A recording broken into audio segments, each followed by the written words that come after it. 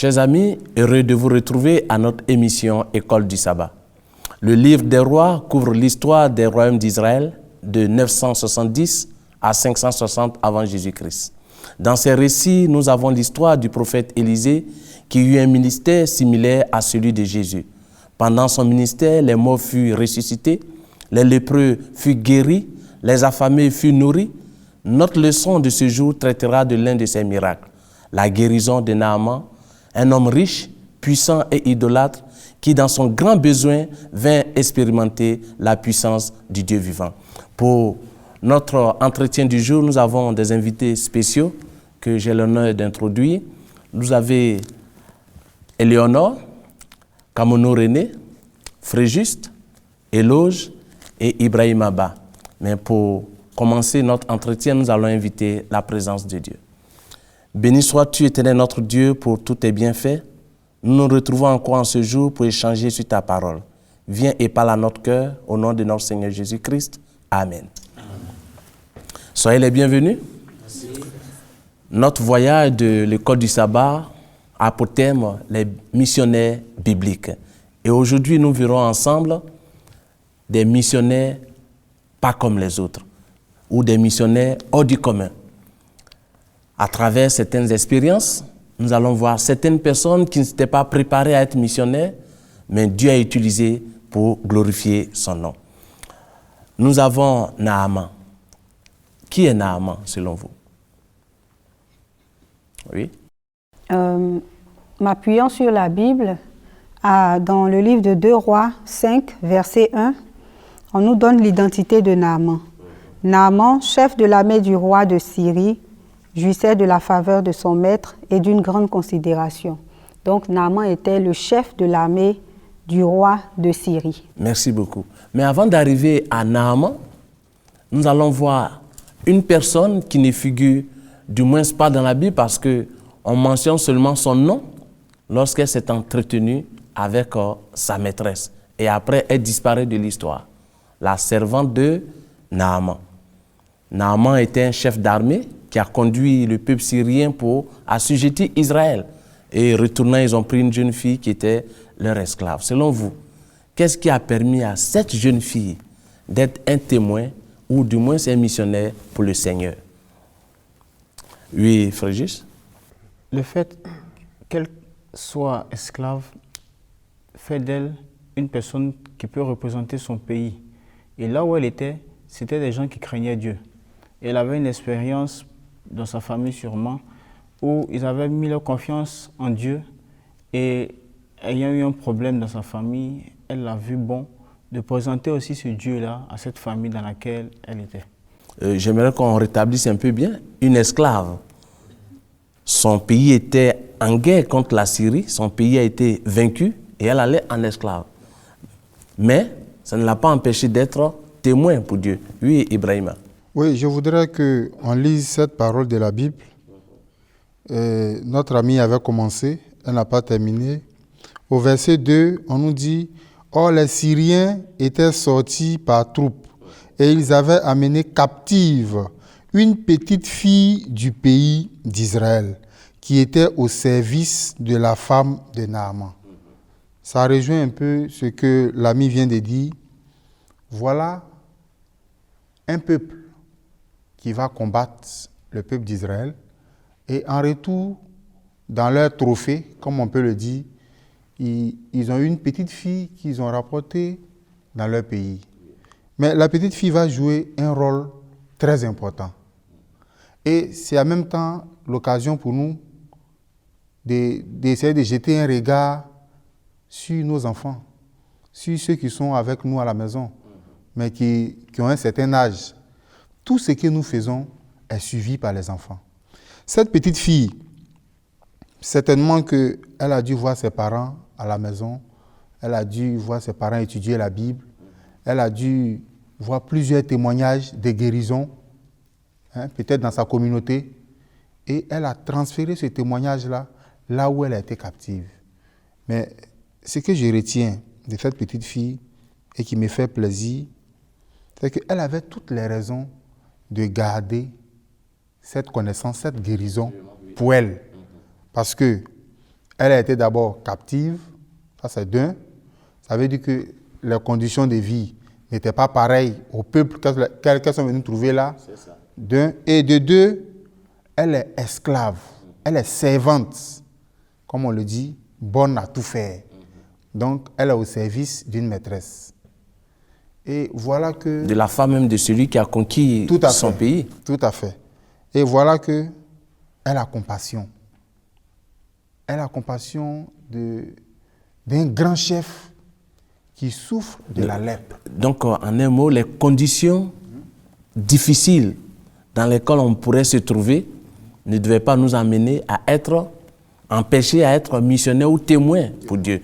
Et pour enchérir ce que tu as dit par rapport aux enfants qui vivent avec nous, Proverbe 22, verset 6 dit que « Instruis l'enfant dès son jeune âge, et quand il deviendra vieux, il ne s'en détournera point. » Et je pense que c'est ce qui est arrivé avec cette jeune esclave qui n'a pas de nom, mais dont l'acte est resté inscrit dans la Bible. Oui, qui d'autre? Oui, Éloge? Bon, j'aimerais qu'on lise un peu ce qu'elle a dit à sa maîtresse. Elle dit, oh, si mon Seigneur était auprès du prophète qui est à Samarie, le prophète le guérirait de sa lettre. Cette fille d'abord elle avait confiance en Dieu. Ça veut dire que même étant esclave, elle sait que son Dieu est toujours tout puissant. Ouais. Malgré sa condition de vie difficile. Et elle savait aussi que si son maître allait là-bas, il allait obtenir la guérison. Quelle grande foi. Oui, Frégis. Alors, il faudrait qu'on sache que, quelle que soit la mission où nous serons, ce ne sera pas forcément aisé, ce ne sera pas forcément facile pour nous de travailler. Mais nous devons faire face à ces difficultés-là. Nous devons mettre notre confiance en Dieu. C'est comme dans l'histoire d'Abraham. C'était déjà un homme riche, un homme qui avait assez de troupeaux, de pâturages, qui était le symbole de la richesse en ce temps-là, mais qui a accepté de servir Dieu. Et cette fille-là, elle est venue dans une condition où elle n'avait rien. Et on peut dire même qu'elle est petite. Petite en plus. Petite fille, elle n'a pas assez de connaissances. Elle n'a pas assez de connaissances. Oui. Mais la foi qu'elle a eue, la foi dont ses parents ont fait preuve de tout ce qu'elle a appris, elle a pu montrer cela et elle a été un témoignage de la part de Dieu dans cette famille. Donc je m'en vais vous poser une question. Donc qui peut être un missionnaire pour Dieu? Oui, Éléonore? Tout le monde peut être missionnaire. Il n'y a pas d'âge pour être missionnaire. Rappelons-nous que même Jésus, très jeune, avait commencé déjà à partager autour de lui ce qu'il savait de Dieu. Nous nous souvenons bien, lorsque ses parents le cherchaient, il a dit « Pourquoi me cherchez-vous » Il était dans le temple avec des personnes plus âgées que lui, en train de leur enseigner ce qu'il savait de la part de Dieu. Donc il n'y a pas d'âge pour être envoyé de Dieu. Il faut seulement se laisser utiliser. Je pense que si on a inscrit cette petite fille parmi les missionnaires, c'est pour amener chacun de nous à prendre ses responsabilités vis-à-vis de l'annonce, la propagation du plan du salut. Oui? Aussi, je voudrais ajouter que souvent, quand on est en train de faire des choses sérieuses, je veux parler de la parole de Dieu, on écarte les enfants. On se dit que ce qu'on est en train de faire est vraiment sérieux. S'ils viennent, ils vont perturber. Il ne faut pas écarter les enfants. Parce que c'est quand on est petit qu'on retient, on retient mieux. On retient mieux. Est-ce que souvent, vous ne vous surprenez pas en train de voir vos enfants en train de vous imiter pour quelque chose que vous avez fait qui était passé, je ne sais pas, il y a combien de temps? Les enfants se mettent à vous imiter. C'est pour dire que peut-être qu'ils sont distraits, on les pense distraits, mais ils observent tout ce qu'on fait et ils enregistrent. Donc c'est plutôt aux enfants qu'on devrait apprendre la parole de Dieu pour que lorsqu'ils deviendront grands, comme vous l'avez souligné, ils ne s'en détournent pas. Ok. Donc par cette petite fille, nous apprenons que nous devons vivre notre foi partout où nous sommes, où nous nous trouvons. Et notre foi doit être un style de vie. Parce que je sais que la petite fille n'avait pas une foi cachée. Sa foi était connue de sa maîtresse. Et c'est pourquoi quand elle a ouvert la bouche pour dire si mon maître pouvait aller chez mon prophète en Israël, il serait guéri. Donc, ayons une foi vivante. Et quand elle a eu à dire cela, qu'est-ce qui s'est passé après? Qu'est-ce qui s'est passé après? Je voudrais qu'on lise ensemble pour voir ce qui s'est passé dans 2 Rois 5, à partir du verset 4. Bon, au verset 3 d'abord. Et elle dit à sa maîtresse, on parle là de la petite, « Oh, si mon Seigneur était auprès du prophète qui est à Samarie, le prophète le guérirait de sa lèpre. » Naaman alla dire à son maître, « La jeune fille du pays d'Israël a parlé de telle et telle manière. » Et le roi de Syrie dit, « Va, rends-toi à Samarie, et j'enverrai une lettre au roi d'Israël. » Il partit, prenant avec lui 10 talents d'argent, 6 000 cycles d'or et 10 vêtements de rechange, et etc. Donc, dès que la petite a eu à faire cette proposition, je pense qu'aussitôt cette nouvelle est parvenue aux oreilles de Naaman, et Naaman s'est rendu sur le lieu indiqué pour voir ce qu'il en était. Et que pouvons-nous dire face à l'attitude de Naaman? Oui, Frégis. Je crois que Naaman a fait preuve de foi aussi, parce qu'il ne connaît pas ce Dieu-là. Il n'a pas eu d'expérience, mais il recherchait la guérison. Et il a fait preuve aussi d'humilité, parce que un grand chef pourrait venir écouter une petite fille comme ça, qu'il a pris comme esclave chez lui. Et il a fait preuve d'humilité et de bon sens. Ok, merci. Oui, René. Oui, on sent à travers, je peux dire, cette histoire que c'était vraiment un problème non seulement pour la famille de Naaman, parce que l'enfant, la jeune fille s'est approchée de sa maîtresse. Elle lui a dit, chez moi, en Samarie, il y a un prophète. Et la maîtresse allait voir son époux et lui a transmis le message. Ce dernier s'est levé, allait voir la hiérarchie pour dire, voilà, il y a une solution quelque part. Et on a vu que finalement, ils sont entrés dans une procédure diplomatique pour sauver ce dernier-là. Donc c'était devenu une affaire d'État. C'était tellement sérieux qu'il fallait trouver une solution.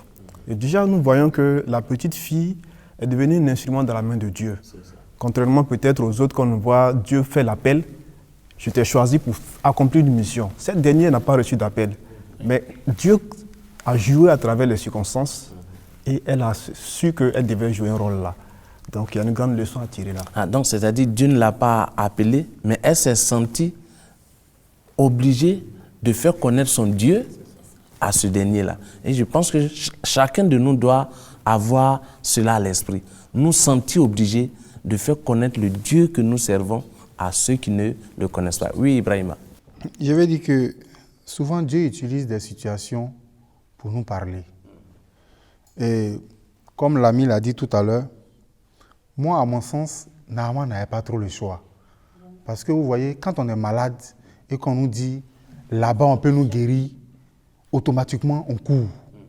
On a vu le cas de la crise hémorragique Ebola. Certains sont carrément partis de leur pays parce que, ayant entendu que dans tel pays, il y a quelqu'un qui pouvait nous guérir. Et c'est qui a, d'une manière ou d'une autre, essayé d'étendre un peu la maladie. Donc, Naaman s'est dit, mais j'ai la lèpre. Je suis là, je ne guéris pas. Bon, mieux vaut écouter la petite fille. On va aller voir. Maintenant, si une fois là-bas, je n'ai pas la solution à mon problème, je n'ai rien à perdre que de rester là. Et puis bon, peut-être la solution peut se trouver de l'autre côté. Et puis, je n'ai pas essayé. Mais il faut que j'essaie. Donc, Dieu l'a utilisé. Et quand il est allé, voilà que on va en arriver tout à l'heure. Mais ce que je voulais dire sur les enfants, quand il y a quelque chose qui marque les enfants retiennent ça toujours. Certainement que cette petite fille-là, dans son royaume, a vu quelqu'un qui souffrait de la lèpre, qui a été guéri. Donc, c'est resté dans sa mémoire. Donc, elle est devenue maintenant un témoignage vivant. Donc, partout où elle passe, si quelqu'un, ce n'est pas parce que c'est Naaman, même s'il était quelqu'un du pays qui avait cette maladie, elle aurait dit à sa maîtresse, mais si cet homme-là va chez moi, certainement qu'il allait avoir la guérison.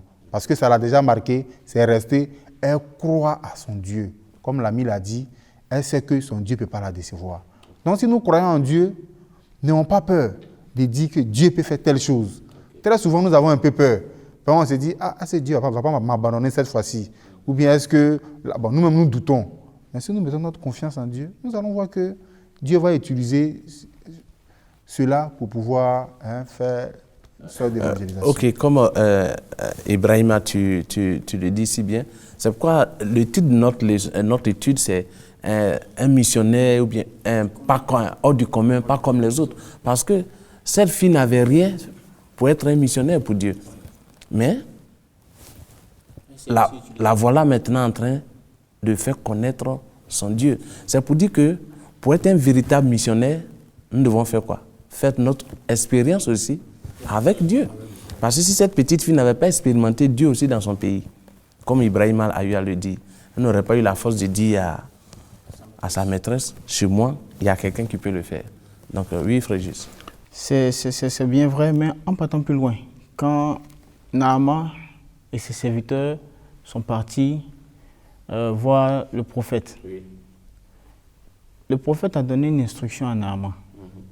Et Naaman, sans le rencontrer. Sans le rencontrer. Oui. Naaman dit non, lui, il ne veut pas. Il ne peut pas. Comment est-ce qu'on peut lui dire d'aller dans un Jourdain pareil? Pourtant, chez lui, il y a des grands fleuves.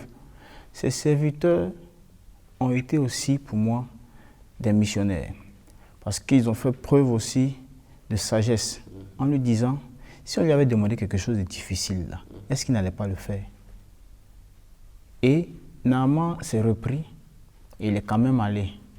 Donc des personnes qui ne sont pas croyantes, qui sont païennes pour ceux-là, ont été aussi des missionnaires, aussi des instruments pour permettre à cette personne, à Naaman, de connaître réellement le grand Dieu. Aussi, il y a un autre aspect de Naaman que j'aimerais qu'on ressorte, qui peut nous concerner aussi. Quand on cherche Dieu, n'ayons pas le chemin tracé par nous-mêmes. Parce que Naaman, venant, avait... Oui, à propos, effectivement, il y a le passage de 2 Rois 5, à partir du verset 11.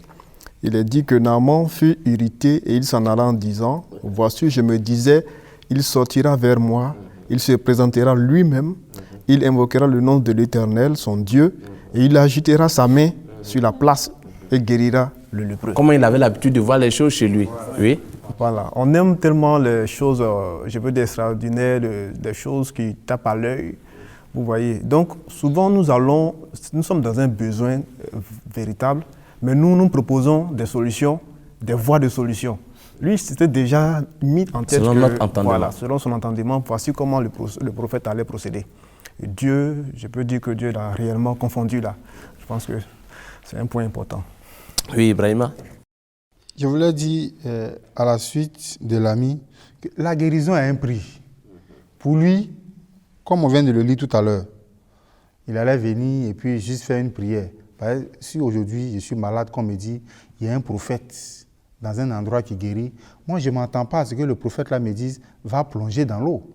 Pour moi, dès que j'arrive, il va me dire, mon petit, mets-toi à genoux, il va prier. Donc, il ne faudrait pas en vouloir à Naaman, hein, parce que c'est ce qu'il avait l'habitude de voir, c'est ce qu'il avait l'habitude de faire. Mais il faut qu'il sache que la guérison a un prix. Dieu voulait là le briser totalement avant de le guérir. Briser son orgueil avant de le guérir. Parce que si tu cherches vraiment une guérison, quand on te dit de te coucher, tu vas te coucher. Mais pourquoi toi-même faire des propositions de guérison? Non, moi, c'est pas ça là. J'ai pensé à ceci. On te dit, il faut te coucher, tu vas guérir. C'est ça qui est important. Donc Dieu voulait le briser là pour que, partant de là, celui qui ne se laisse pas briser ne peut pas rencontrer le Seigneur. Oui, Éléonore. Et sachons aussi que devant Dieu, nous sommes tous les mêmes. Il n'y a pas de président devant Dieu, il n'y a pas de chef de l'armée, il n'y a pas de multimilliardaire devant Dieu. Devant Dieu, Dieu a créé l'homme. Et l'homme, c'est l'homme. Il n'y a pas de pauvre, il n'y a pas de riche. Et j'ai aimé ce que le frère Ibrahim vient de dire, que Dieu voulait briser Naaman. Effectivement, lui dire que quand tu viens à Dieu, tu n'es plus le chef de l'armée de Syrie. Tu es Naaman, le lépreux. Et tu as besoin de guérison. Donc, Dieu, il passe par la voie qui lui sied. Et ça me fait penser à un verset, je crois, des Proverbes qui dit, Dieu qui parle en disant, mes voix ne sont pas vos voix, mes pensées ne sont pas vos pensées. Donc ce que Dieu pense faire pour nous ne peut même pas monter à l'esprit de l'homme. Mais quand il le fait, nous sommes tous satisfaits, n'est-ce pas, du résultat. Et un autre aspect du prophète Élisée que j'aimerais qu'on fasse ressortir. Voici un païen qui arrive, un idolâtre. Il ne cherche pas à dire non, ce n'est pas un Israélite, donc je n'ai pas besoin de le guérir. Mais voilà quelqu'un qui a besoin de Dieu, au-delà de la guérison. Pour dire que nous aussi, dans notre mission de propager l'évangile, on ne doit pas caricaturer qui mérite ou qui ne mérite pas. Parce que Christ est mort pour tout le monde. Donc, c'est la même chose. Naaman vient, le prophète montre quand même le chemin qu'il doit suivre pour être guéri. Après la guérison, qu'est-ce que Naaman a fait? Bon, je voulais revenir un peu sur avant la guérison. Sur le verset 7, quand le quel roi passage? d'Israël, toujours dans le même passage de 2 Rois 5, verset 7, quand le roi d'Israël a reçu la lettre, son attitude m'a un peu choqué. Il a reçu une lettre, je ne sais pas si la lettre stipulait que c'est lui qui allait guérir Naaman. Mais la parole nous dit, après avoir lu la lettre, le roi d'Israël déchira ses vêtements et dit, « Suis-je Dieu pour faire mourir ou pour faire vivre, pour qu'il s'adresse à moi afin que je guérisse un homme de sa lèpre? Sachez donc et comprenez qu'il cherche une occasion de dispute pour moi. » Tout de suite, lui, il a tiré sa conclusion. En m'envoyant cette lettre, c'est pour venir me combattre. C'est-à-dire, c'est par là qu'il cherche. Comme on le dit généralement, hein, c'est par là qu'il cherche. Moi, je suis assis ici, je ne l'ai pas provoqué, et puis il m'envoie une lettre pour dire moi de guérir un lépreux.